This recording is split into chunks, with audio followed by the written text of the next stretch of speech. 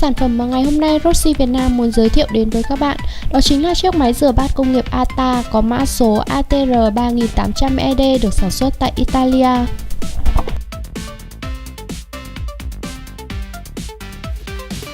Ngày nay, máy rửa bát công nghiệp đang dần trở thành một sản phẩm không thể thiếu được trong các căn bếp công nghiệp, bếp nhà hàng, khách sạn.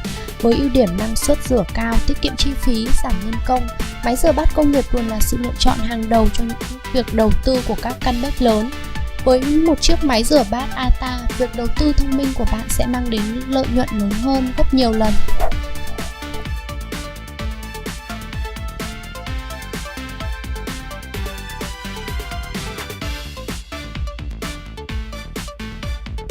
Sản phẩm có mã số ATR3800ED có kích thước theo chiều dài rộng cao là 1870 x 800 x 1580 mini, sử dụng điện 3 pha, nguồn điện 380V, tần số 50Hz, kích thước giá là 500 x 500 mm, công suất là 180 giá một giờ.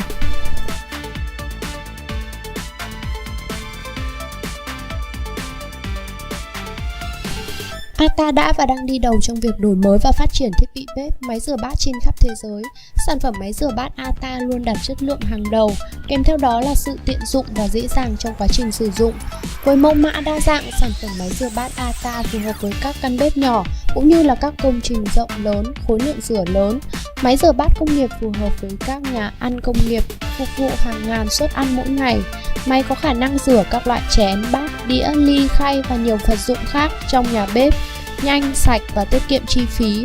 Trong quá trình thực tế thi công thì các nhà ăn công nghiệp nhận thấy cần có máy rửa bát công nghiệp để thay thế cho sức người.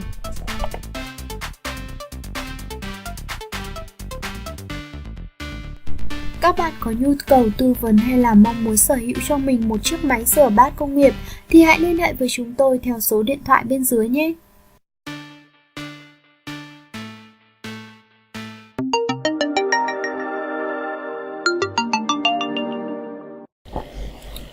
Xin chào tất cả các khách hàng và các bạn quan tâm đến chuyên trang của Roxy Việt Nam. Ngày hôm nay, chúng tôi sẽ giới thiệu với các bạn về những người bạn hàng, đối tác lâu năm của chúng tôi.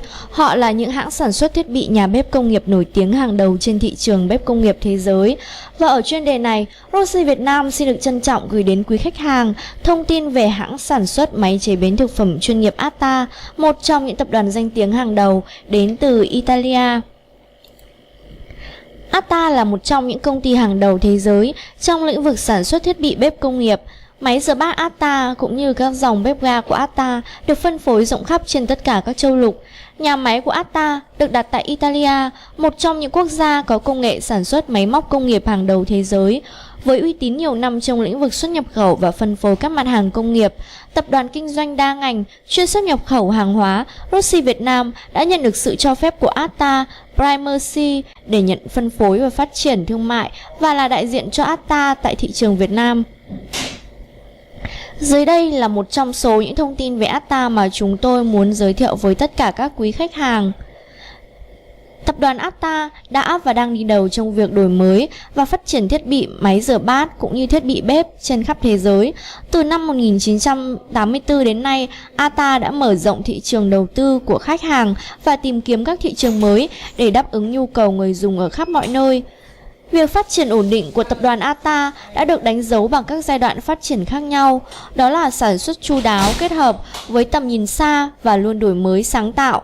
Chứng nhận ISO 9000 thừa nhận tiềm năng và làm việc, phương pháp của ATA tập trung vào chất lượng tiên tiến, một yếu tố cơ bản trong tất cả các quá trình ra quyết định của ATA. Tham vọng của tập đoàn đó chính là luôn đặt ra những câu hỏi mới, tạo nguồn lực cho các sáng kiến mới và khái niệm cho các giải pháp mới. Tiêu chí hàng đầu của tập đoàn ATA đó chính là chất lượng cần phải luôn đi đầu ở tất cả mọi nơi. Nghiên cứu kỹ lưỡng trong việc sản xuất từng thiết bị, tập đoàn ATA chỉ sử dụng thép không rỉ, chất lượng cao cho tất cả các bộ phận như khung, vỏ, cánh, khay, tay nắm, chân, đại diện cho tất cả các chi tiết rất quan trọng trong việc thường xuyên tiếp xúc hàng ngày. Sản phẩm của ATA vô cùng dễ dàng sử dụng. ATA tin rằng tất cả những dụng cụ nấu thức ăn của ATA đều sử dụng và lắp đặt một cách dễ dàng nhất. Tập đoàn đã thiết kế từng chi tiết một cách cẩn thận, sản phẩm chú ý đến từng chi tiết để đảm bảo trong khâu vệ sinh thích hợp, từ quá trình sản xuất các vật liệu. Giá trị của nhãn hiệu Made in Italy được đánh dấu là đảm bảo chất lượng cao, độ tin cậy và an toàn tuyệt đối. Rossi Việt Nam đã nhận được sự ủy quyền của tập đoàn ATA để phát triển các sản phẩm của ATA tại Việt Nam. Tập đoàn ATA là một trong những nhà sản xuất thiết bị nhà bếp công nghiệp số 1 tại Italia. Sản phẩm của ATA có mặt và được tin dùng tại nhiều nước trên thế giới. Tại Việt Nam, các dòng sản phẩm nổi bật như máy rửa bát, bếp ga của ATA đã và đang chiếm được cảm tình từ phía người tiêu dùng nhờ vào việc có một chất lượng sản phẩm rất tốt. Là nhà phân phối thiết bị bếp công nghiệp số 1 tại Việt Nam, Rossi đã dành nhiều thời gian và tâm huyết để có thể đem được sản phẩm của ATA về với Việt Nam, tiếp cận cùng với người tiêu dùng. Dưới đây là một số sản phẩm tiêu biểu của tập đoàn ATA mà Rossi Việt Nam muốn gửi tới tất cả các bạn. Đầu tiên, chúng ta không thể không nhắc tới sản phẩm máy rửa bát công nghiệp. Máy rửa bát công nghiệp của ATA là một trong những sản phẩm chủ chốt hàng đầu của tập đoàn.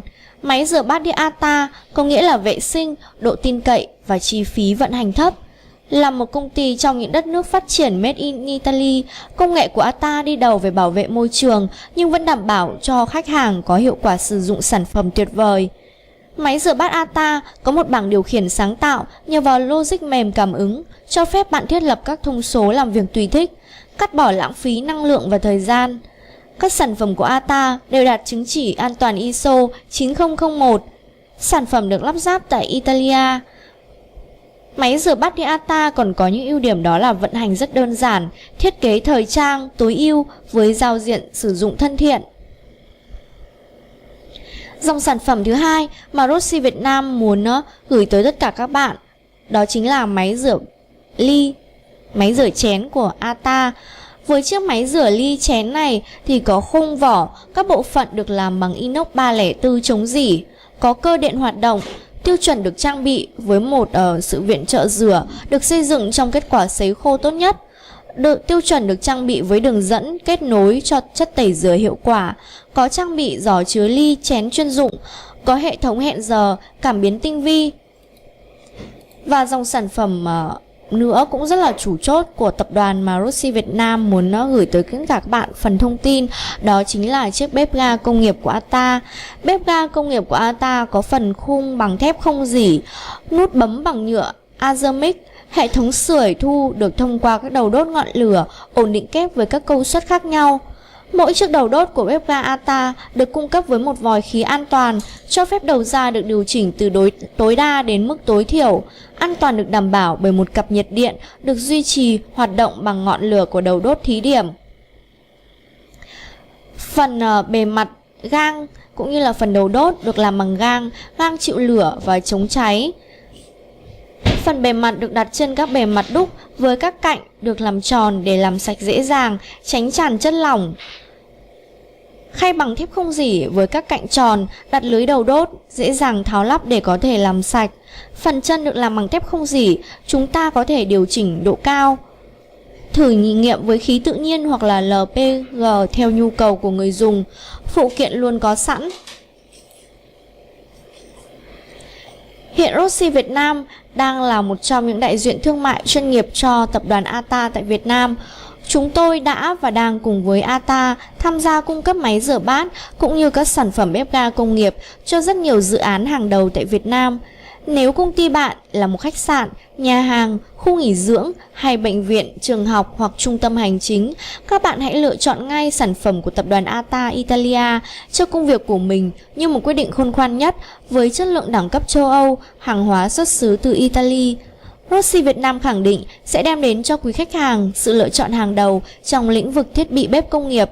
Các bạn hãy nhấc máy và gọi ngay cho chúng tôi để được tư vấn và nhận được thông tin của ATA Primacy.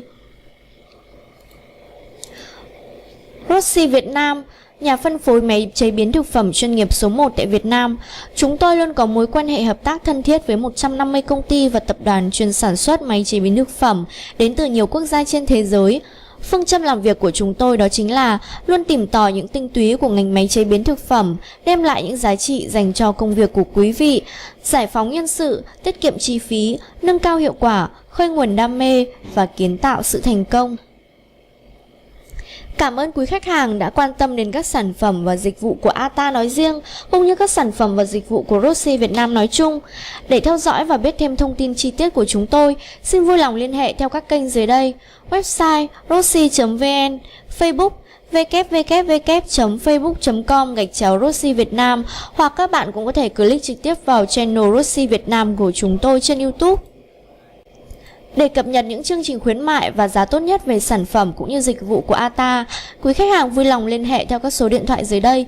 Chúng tôi có hỗ trợ Viber, Zalo, showroom miền Bắc 0912 863 364, showroom miền Nam 0868 998 663, tổng kho bán buôn 024 8586 7812, hợp tác kinh doanh 0989 999 884, email info@rossi.vn. Công ty trách nhiệm hữu hạn sản xuất và thương mại quốc tế Rossi Việt Nam, địa chỉ số 283 đường Lê Duẩn, phường Nguyễn Du, quận Hai Bà Trưng, thành phố Hà Nội. Cảm ơn các bạn đã cùng với chúng tôi tìm hiểu về ATA, một trong những tập đoàn hàng đầu tại Italia trong lĩnh vực sản xuất máy chế biến thực phẩm công nghiệp. Các bạn hãy like clip và subscribe channel của Rossi Việt Nam nếu thấy hay nhé. Xin chào và hẹn gặp lại các bạn trong các chủ đề sắp tới. Các bạn vừa xem xong video giới thiệu về một sản phẩm có tiện ích nhiều công năng mà Rossi Việt Nam đã sản xuất. Ngay lúc này bạn vào xác nhận nhà hàng hay còn lại hãy liên hệ với Rossi Việt Nam để được tư vấn và mua sản phẩm qua hotline 0912 863 364, truy cập vào website rossi.vn. Đặc biệt là đừng quên nhấn like và subscribe để có thể ủng hộ cho Rossi Việt Nam nhé. Xin chào.